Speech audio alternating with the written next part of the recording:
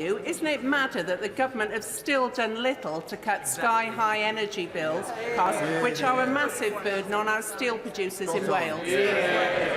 Can I thank the honourable lady, who's been an unbelievably effective campaigner for the steel industry in her area, indeed in Wales more widely. The Business Secretary and myself met the steel sector the other day at the Steel Council. This was an important part of that. The Business Secretary was able to offer some reassurance. What I don't want to do is prejudge what this morning's statement from the Chancellor may say, but I hope she will also, as we have the opportunity, join me in thanking the Trade Secretary for the overnight success she's had with lifting steel tariffs between the US and the UK. That will make a significant difference to everybody involved in the steel industry in the UK. Banks. Question number 9, please, Mr. Speaker. Secretary of State. Thank you again, Mr. Speaker. There have already been over 10,000 Welsh registrations of interest in the UK government's Homes for Ukraine scheme. Wales is opening its arms to the people of Ukraine, proving that we are all super sponsors now. Simon Baines. Thank you, Mr. Speaker. I'm glad to have been able to help some families leaving Ukraine, and I'd like to congratulate the many people and communities in Clwyd South who have been fundraising and giving practical help in the Ukraine crisis. The Secretary of State, would he give some further details on the Homes for Ukraine scheme with the 10,000 take-up in Clwyd South and across Wales, and how that is helping the situation at present? Thank you, Mr. Speaker. Can I congratulate my honourable friend for the way in which he's been campaigning on this issue? It's a great example of what members across the House have been able to do.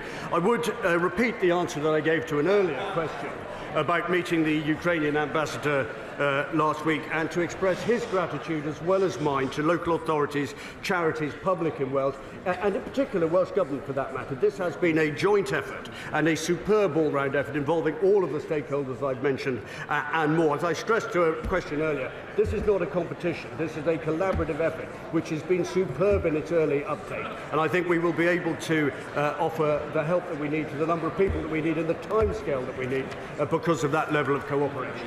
Brennan. Thank you, Mr. Speaker. I hope the House will want to listen to this. Liana, my constituent, is from Ukraine. She's here on a global talent visa in Cardiff. Her mother-in-law is depending on the kindness of strangers in Dublin currently for her accommodation. But the Home Office are not letting her mother-in-law in from Dublin, even though there's a home waiting for her in Cardiff. I noticed that the Home Secretary has actually joined the front bench. Will he have a word with the Home Secretary and ask her to look into this instance where someone's here on a global talent visa for science and can't bring their mother-in-law to stay with them in Cardiff? Could I thank you, Honourable Gentleman, for his question. I suspect many members have got similar examples of where there are people who have sadly slipped through the net or in a difficult position. I absolutely give him assurance, as I know the Home Secretary will, that we will look at each and every one of those individual cases and hopefully deliver him the answer that he needs. Sir Lane Saxby. Thank you, Mr. Speaker. Question 11, please. Minister. Mr. Speaker, the UK government is committed to supporting the development of the floating offshore wind industry in Wales, with £160 million of funding available for floating offshore wind ports and factories across the UK. This funding will ensure that Wales capitalises on the huge opportunities which floating offshore wind in the Celtic Sea presents. Lane Saxby. Thank you, Mr. Speaker. As Chair of the APPG for the Celtic Sea, could my right honourable friend detail what steps are being taken to progress floating offshore wind so those supply chain benefits are felt right the way round the Celtic Sea shores from Pembrokeshire across to North Devon and Cornwall?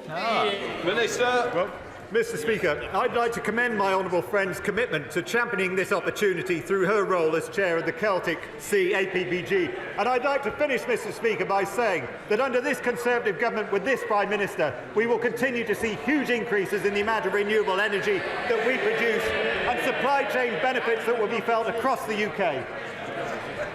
Craig Williams. Thank you, Mr. Speaker. Welcome offshore wind on the basis it's not onshore. Can I ask my honourable friend to meet with me to ensure we put more of this wonderful renewable energy offshore and stop industrialising the landscape of Montgomery? Mr. Mr. Speaker, it's always a pleasure to meet with my honourable friend, and I can assure him that this Conservative government will continue to support floating offshore wind in a way that will have the support of the public. Before we come to Prime Minister's questions, I would like to point out the British Sign Language interpretation of proceedings is available to watch on Parliament Live TV. We now start with questions to the Prime Minister. Helen Hayes. Question number 1, Mr. Speaker. Prime Minister. Mr. Speaker, this morning I had meetings with ministerial colleagues and others. In addition to my duties in this House, I shall have further such meetings later today. Helen Hayes. Thank you, Mr. Speaker. The degrading strip search of child Q 2 years ago in a school that should have been a safe place at the hands of police officers who she should have been able to trust has caused anger and distress across the country. On Monday, the policing minister failed to answer 4 separate questions in this chamber, asking when he first knew about child Q and what urgent action he took in response. So I asked the Prime Minister, when did he first hear about the strip search of child Q in her school, and whether he believes that the characteristic dither and delay of his government in responding to this appalling case is remotely acceptable when it comes to the safety of children. Mr. Speaker, I think that is a completely ridiculous characterisation of the response of the government because of course, the reports of this incident are deeply distressing and deeply concerning. Everybody shares her feelings about that, Mr. Speaker, but the Metropolitan Police have rightly apologised and the IOPC is investigating, and for that reason it would not be right to comment further. Sir Oliver Hill. Thank you, Mr. Speaker. People across North East Hertfordshire are coming together to provide support and refuge to families fleeing the invasion in Ukraine. The Baldock and District Action Committee are about to welcome 4 families to our community. And doesn't he agree with me that this shows the open-hearted generosity of the British people? And will he continue to do all that he can with the Refugees Minister to make this process as simple and speedy as possible? Prime Minister. I thank my honourable friend, and I also thank all those involved in the 2 big schemes that we have now for welcoming people from Ukraine. And the Homes for Ukraine scheme is now open. I think about 40,000 have already applied. 150,000 homes across this country, families across this country have said they want to welcome Ukrainians. That's a fantastic thing. I thank Baldock and District for helping to lead the way. We now come to the Leader of the Opposition, Keir Starmer. Thank you, Mr. Speaker. 800 loyal British workers fired over Zoom, instantly replaced by foreign agency workers shipped in on less than the minimum wage. If the Prime Minister can't stop that, what's the point of his government? Prime Minister.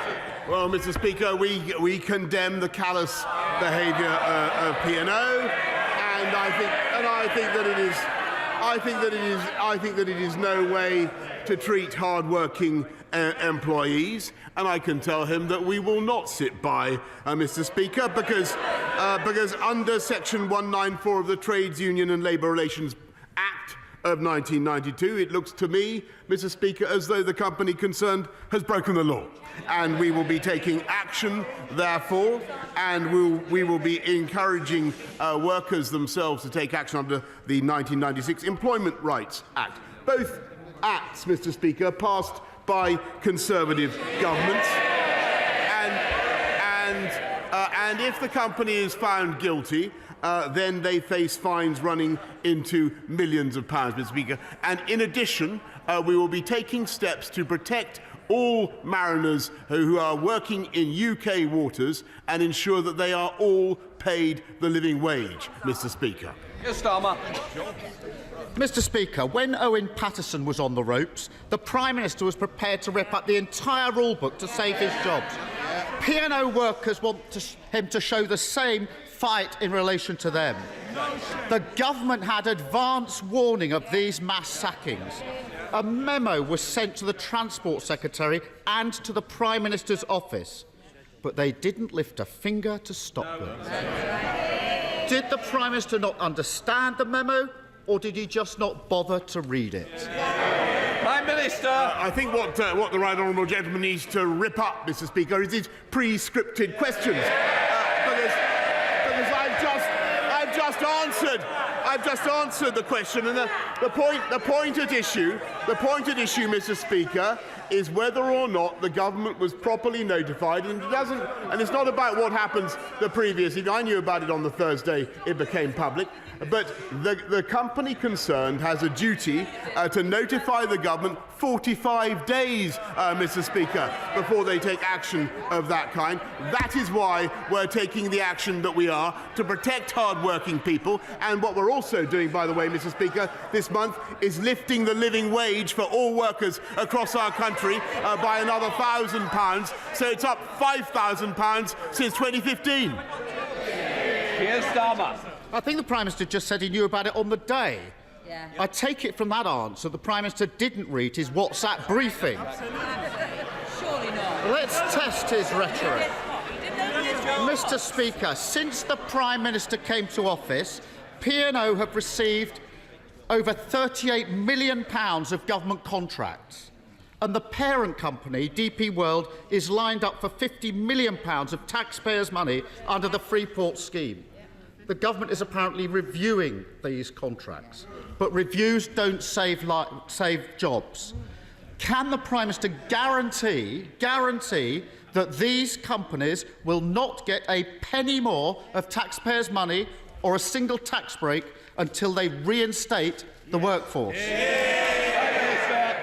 Mr. Speaker, I think what the House has already heard is that we are taking legal action against the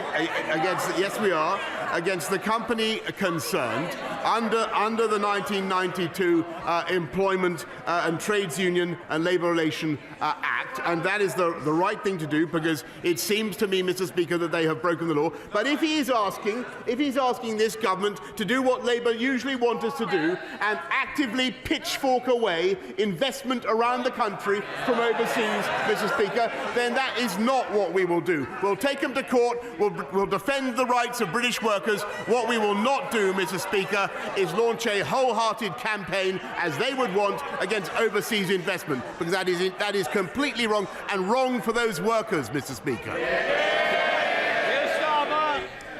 Well, DP World must be quaking in their boots.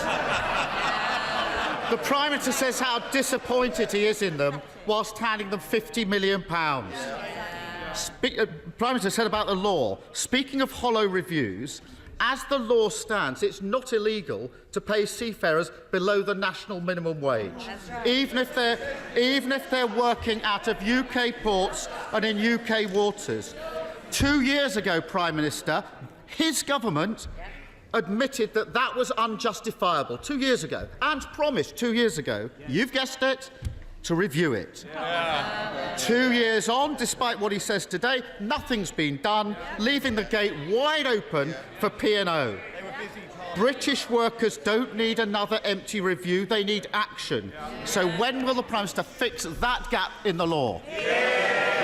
Mr. Speaker, with great humility, I must ask the right honourable gentleman to listen to the answer that I gave to the first question, because it would then help him to scrap his third or fourth question and try another one. We are going to address the defects in the 1998 Living Wage Act, Minimum Wage Act, and make sure that everybody serving in the UK exclusive economic zone, working in the UK exclusive economic zone, gets paid the living wage as people do in the rest of the country. Keir Starmer. The problem is that's what he said 2 years ago. It didn't happen, and P&O took advantage of the gap left wide open by this Prime Minister. Yes. P&O's behaviour comes off the back of a string of fire and rehire cases. Profitable companies threatening to fire workers unless they accept a pay cut. The Prime Minister keeps telling us just how opposed he is to fire and rehire. But as we saw on Monday, Mr. Speaker, as we saw on Monday, he doesn't have the backbone to ban it. Whilst he sits on his hands, more and more workers are having their lives thrown upside down by this appalling practice. What good to them is a Prime Minister who's all mouth and no trousers? Well, Mr. Speaker, the most notable practitioners of fire and rehire are, of course, the Labour Party themselves. He may be interested. He may be interested to know we will be vindicating the rights of British workers, UK employees under UK law. But the law that the P&O, the company themselves, are allegedly relying on, was introduced, I can tell him, as a result of EU directives. Never forget, Mr. Speaker. He may not like it. That's the reality. He would have kept us unable to change it, unable to get out of it.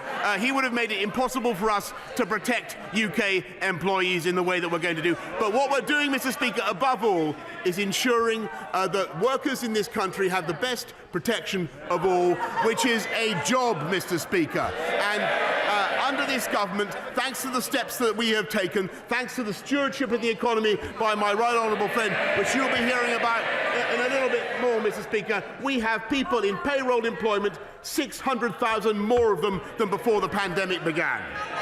Keir Starmer. He can complain all he likes, but on Monday he ordered all of his lot to abstain on a vote to ban fire and rehire. Exactly. And they all did. And then, Mr. Speaker, to add insult to injury, after the vote, his party posted a message saying that, where possible, they will look to find P&O workers new jobs. Pathetic. They don't want new jobs. They want their old jobs back. They don't want a Prime Minister hoisting the white flag. They want him to fight for their livelihoods. 82,000 seafarers in this country. I've spoken to dockers, engineers, deckhands and sailors. They're all worried about what this means for them. This morning, one of them said to me, if P&O can get away with this, other companies will get rid of us too and replace us with cheap labour from abroad. Why does the Prime Minister think that they will take a crumb of comfort from his half-assed bluster and waffle today? Mr. Speaker, P&O plainly aren't going to get away with it any more than any other company that treats its employees in that scandalous way, Mr. Speaker. And this is a historic moment for this country, actually, because it's now 2 years since 2 years to the day that we went into lockdown. And that plunged this country into the biggest, deepest loss of output that we've seen in our lifetimes. And thanks to the Chancellor, who protected the economy, who protected jobs, who protected companies, we've now been able to come out faster and more effectively than any other comparable economy. We have unemployment back down to 3.9%. We have 600,000 more people on the payroll, Mr. Speaker. And the best assurance we can give workers around the country is that the economy is now bigger than it was before the pandemic began. And we will continue to get the big calls right, as we got the big calls right during the pandemic. They got the big calls wrong. They would do absolutely nothing to protect workers, let alone P&O workers, Mr. Speaker, because not only would they have kept us in lockdown and kept those ships in port, Mr. Speaker, unable to move, that's the reality, kept those ships in port, but, Mr. Speaker, there has never been a Labour government that left office with unemployment lower than when they began. That is the reality, and that's their record on jobs.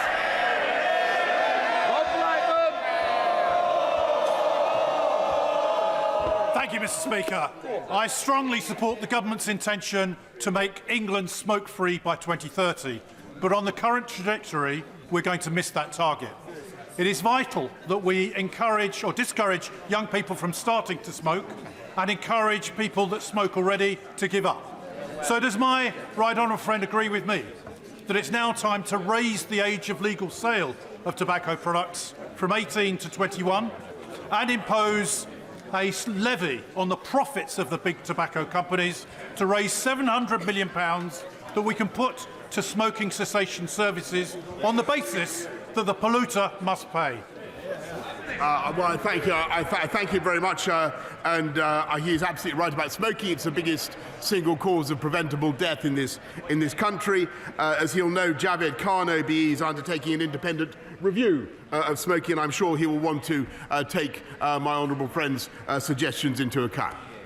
SNP spokesperson leader of the SNP in Blackford. Thank you, Mr Speaker. In a matter of seconds at 12:16, an aircraft is due to depart Heathrow Airport, a Virgin Atlantic aircraft, to go to Warsaw to pick up 50 young orphans that have left Ukraine, that are coming to spend the next period of their life in Scotland with the sanctuary that we can offer them. And I would like to take this opportunity to thank everyone that has helped to make sure that we can offer a new start to these young people away from the war, and in particular the governments in London and in Edinburgh, and in particular to thank the Immigration Minister, the member for Torbay, and the Refugee Minister in the House of Lords, Lord Harrington. This is a good day for these 50 young people, but let's hope that it's the beginning of something much more significant for many more young people that we can offer sanctuary to. Mr Speaker, this morning we have official confirmation that inflation is at its highest level in 30 years. But families don't need official confirmation to know that the cost of food and energy are now at a price they simply can't afford. The very people who have borne the brunt of the health pandemic are now being hammered by the poverty pandemic. This is not just a cost of living crisis, this is an emergency. That is why in Scotland the SNP government is doubling the Scottish child payment and raising benefits it controls by 6%, double the rate the Chancellor has proposed for the benefits he has control over. So this is a very simple question for the Prime Minister. If he truly understands that this is an emergency, will he match the Scottish Government's commitment and lift all benefits by 6%? Prime Minister. I thank him very much. And we will recognise the inflation, global inflation, is causing a real cost of living crisis, not just here but around the world. In the US, inflation is now running at more than 8%, we're at the levels in other European countries. We're doing everything we can to help people. The Chancellor's put another £9.1 billion into reducing the cost of energy for families.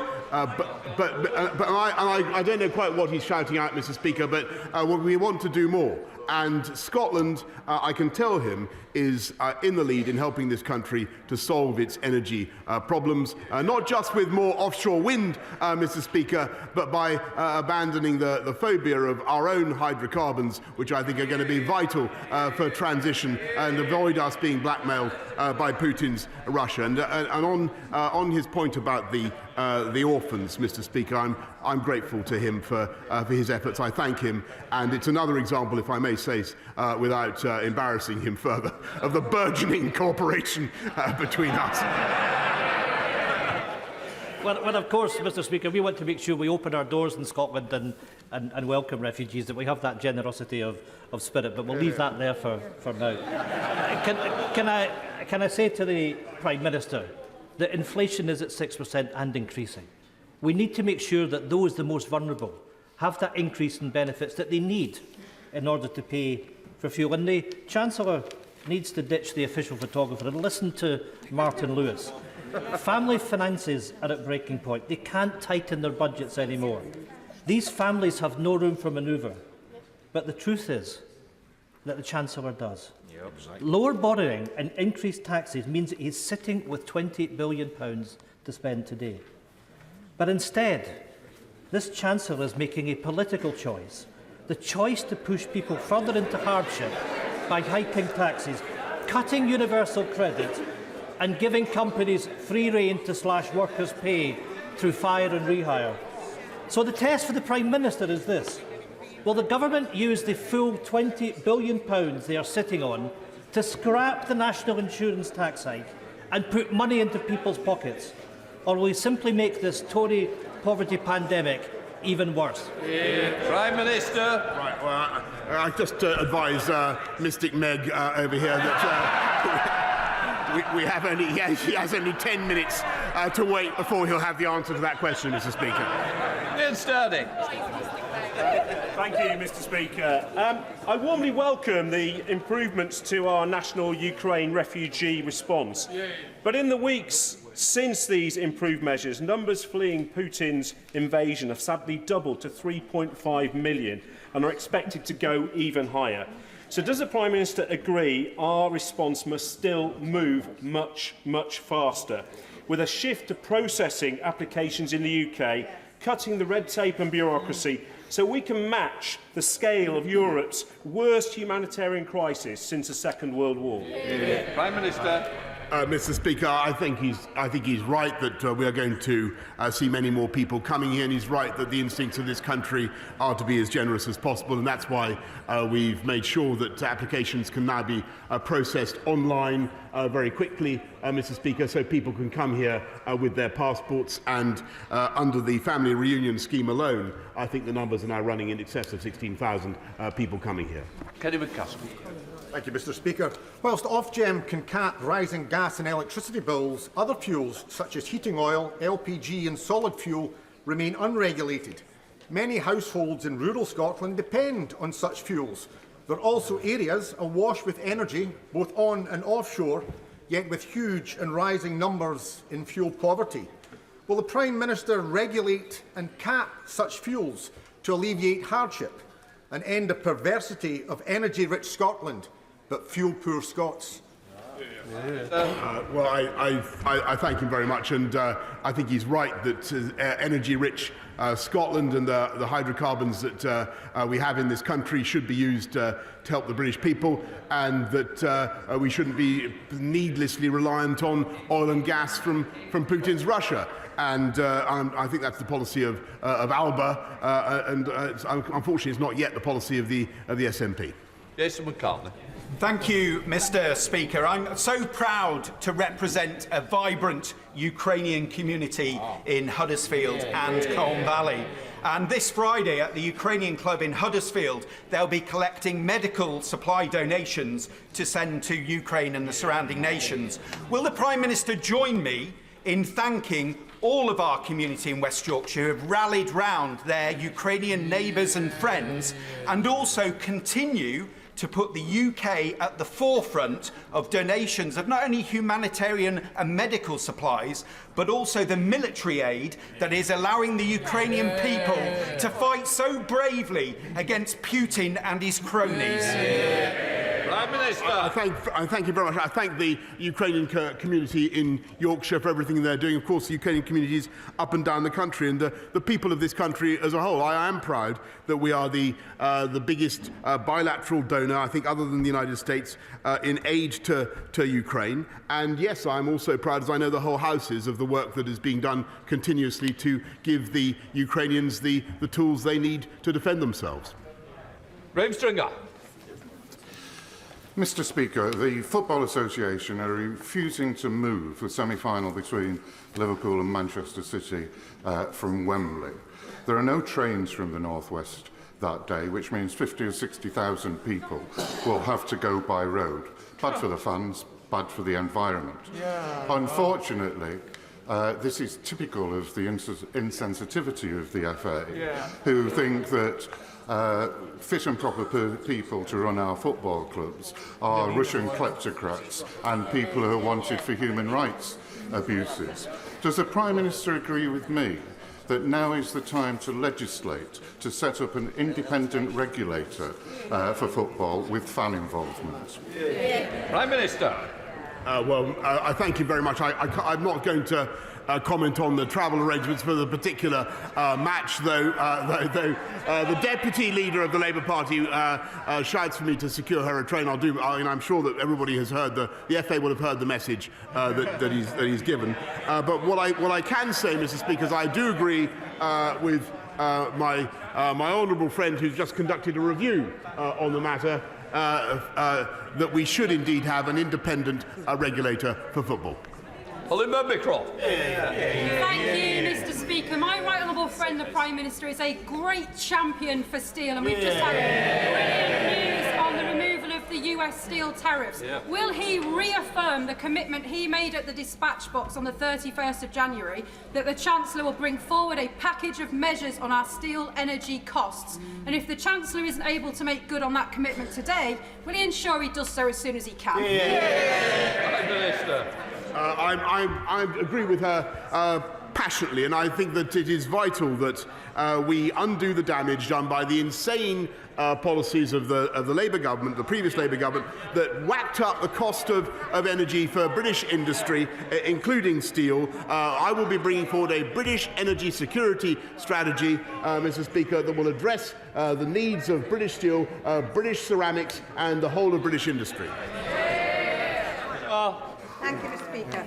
I'm sure the Prime Minister will share my delight that Bradford has been shortlisted to be the UK City of Culture 2025 and will want to offer his support for our bid. It would bring immense benefits and kudos to Britain's youngest city. With over 120 languages spoken across Bradford, its unique cultural heritage, diversity, and let's not forget the amazing food, the birthplace of David Hockney and the Brontes, Bradford has it all. Apart from, Mr. Speaker, government support. One practical way in which he could help is reverse the Transport Secretary's snub to Bradford in the integrated rail plan. So I ask the Prime Minister, will he look again at this and commit to delivering a real Northern powerhouse rail, including a stop in Bradford City?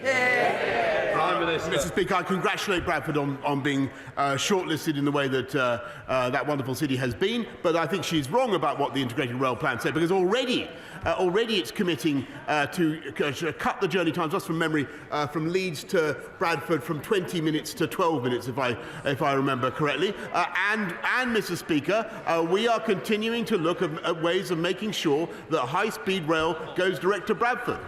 Alan Kern. Thank you, Mr. Speaker. The horrifying events in Ukraine must be central to our focus, and we should do all possible to stand together in support. A war in Europe also has challenging domestic outcomes, with higher energy costs, rising food prices, and effects on supplies and inflation and across the economy in general.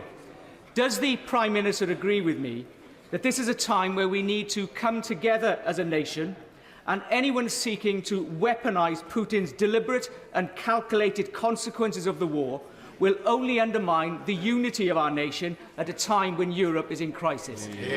Prime Minister. I thank my right honourable friend very much for what he has said, and I think that one of the most important things that has confounded Vladimir Putin has not only been the resistance of the Ukrainians, the heroic resistance of the Ukrainians, but the unity of the rest of the world, and I must say so far, the relative unity, the important unity of this House. Rebecca Long-Bailey. Thank you, Mr. Speaker. The Prime Minister has been very supportive of nuclear testing veterans, so I'm sure he will be shocked that today the Mirror has uncovered 140 pages of data previously hidden in a footnote of a 1988 government report. There's now concern that the High Court and this House may have been inadvertently misinformed in 2008 when told that only 159 men in UK nuclear weapons tests were exposed to dangerous radiation, when today's data shows exposure numbers were actually 2,314.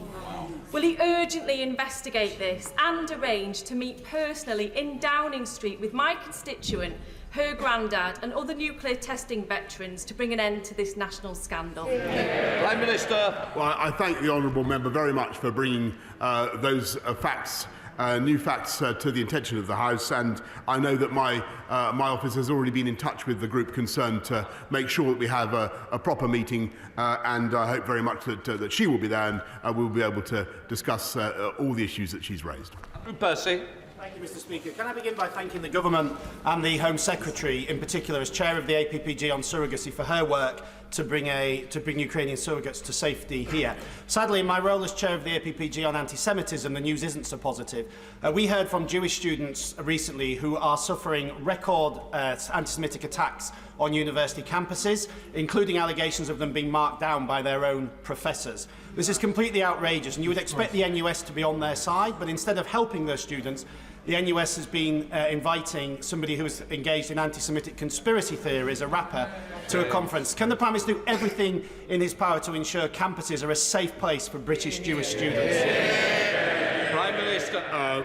Well, Mr. Speaker, I think that our universities for far too long have been tolerant of casual or indeed systematic anti-Semitism, and that's why it is very important that we now have, and I hope that everybody understands the need for change and for rapid and irreversible change, but it's also important that we have an anti-Semitism task force devoted to rooting out anti-Semitism in education at all levels. Mary Kelly-Foy. Thank you, Mr. Speaker. Last week, the government did nothing to stop P&O ferries sacking 800 seafarers on the spot. On the same day, the Work and Pensions Minister was forced to come to the House to announce over 1,100 DWP job losses and 42 centre closures, risking a further 7,000 jobs, including 1,300 in the North East. Working people are once again being hammered by this government in the middle of a cost of living crisis, causing genuine suffering. Why won't the Prime Minister act to protect local communities from losing real high-quality jobs? Prime Minister. Well, Mr. Speaker, I renew my sympathies with the case of with the P&O workers, and I've explained to the House what we're doing, and we will. But what we're also doing, Mr. Speaker, is helping the workforce up and down the country to get the coaching they need. We've doubled the number of work coaches, Mr. Speaker, and what we're seeing is employment climbing. We're seeing vacancies growing. Mr. Speaker, we are helping this country into work, and that's what Conservatives do. Steve Bryan. Go about their lives or even get to work because their driving licences are stuck at the DVLA. Would the Prime Minister make it clear at the dispatch box that the service from the agency falls significantly below what we expect? And would he ask the Transport Secretary to meet with me and any other member of this House? I think we may need a big room to explain how we can help them out of the hole they've put themselves in. Absolutely. Prime Minister.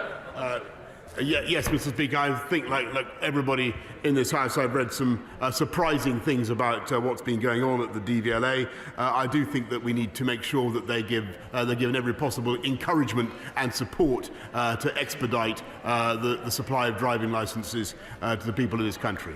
Weston. Thank you, Mr. Speaker. It's nice to see the Prime Minister back. I missed him last week. A fantasy castle, perhaps Snow White too. Certainly girls, girls, girls were promised at a party. Less burlesque, more Berlusconi. According to a former minister, it seems the Prime Minister has been entertained at these bunga bunga parties hosted by his close friend, a Russian oligarch. Given his many weaknesses, could leave him open to blackmail. Why does the Prime Minister think that MI6?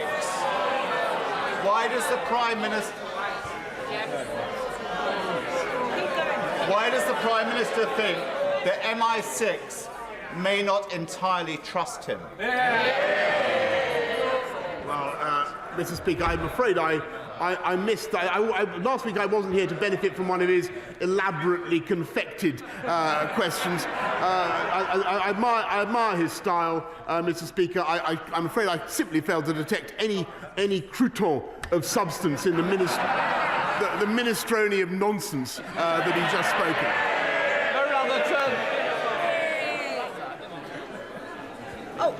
Thank you, Mr. Speaker. Wrexham is a town based on brewing, mining and football, a town evolving in aspiration, prosperity and creativity whilst retaining its Welsh identity. Can the Prime Minister congratulate Wrexham on being shortlisted for the City of Culture? And if he were to win, it would be the first Welsh town to do so. Prime Minister. Well, Mr. Speaker, Wrexham's not only the city of shortlisted for the City of Culture and with all the distinctions that she mentions, but it is also the city of vaccines, Mr. Speaker. Because without the AstraZeneca vaccines bottled in Wrexham, we wouldn't be literally wouldn't be where we are today. Mr Speaker, former Treasury Minister Lord Agnew has described the Chancellor's failure on COVID fraud as one of the most colossal cock-ups in recent government management, and taxpayers are paying for it. We now know the Chancellor's failure has cost the country £11.8 billion, almost exactly the same as the amount national insurance is going to be increased on working people in the coming year. Does the Prime Minister think it is fair to demand working people pay the bill for the Chancellor's failures? Mr. Speaker, I remember him when he was doing planning at Islington Council, and a complete cock-up he made of that. What I can tell him is that this government has made sure that we got the PPE, we got the supplies that were needed in record time, and that was absolutely vital. And at a time, Mr. Speaker, when they were calling on us to go further and faster. And never forget, under the last Labour government, there was £23 billion lost in fraud every year. Angela Richardson. Thank you, Mr. Speaker. I welcome the important interim report from Dr. Hilary Cass, in which she highlights the need for more research into our young girls, why so many of them are presenting with gender distress. Will my right honourable friend agree to meet with me and other concerned colleagues and to discuss how we can constructively support these young people who are experiencing gender distress? Prime Minister. Yes, Mr. Speaker, I would be very happy to meet with my honourable friend, and I think that this is one of those issues that the whole House is coming to realise is one that requires extreme sensitivity, tact, love and care. We must recognise that when people want to make a transition in their lives, that they should be treated with the maximum possible generosity and respect. And we have systems in this country that allow that and have done for a long time. We should be very proud of it. But I do want to say, in addition, Mr. Speaker, that I think when it comes to distinguishing between a man and a woman, that the basic facts of biology remain overwhelmingly important, Mr. Speaker. The Prime Minister met the chairman of P&O owners, DP World, to discuss setting up a free port in London. And just last year, the Foreign Secretary met DP World as well. DP World run ports in the UK which employ more than 600 workers.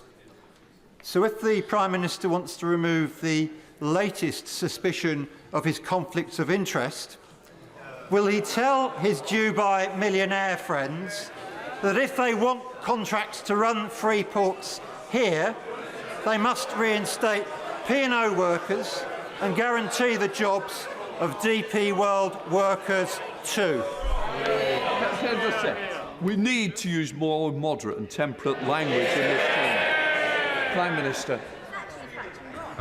Mr. Speaker, I have one overwhelming interest, and that is to protect and preserve the jobs and livelihood of the British people. And that's what we're doing. And that's what we'll do with the P&O workers, but we'll also make sure that we continue to attract overseas investment in the record ways that we currently are. They would drive it away. We won't, Mr. Speaker. Shall Farah.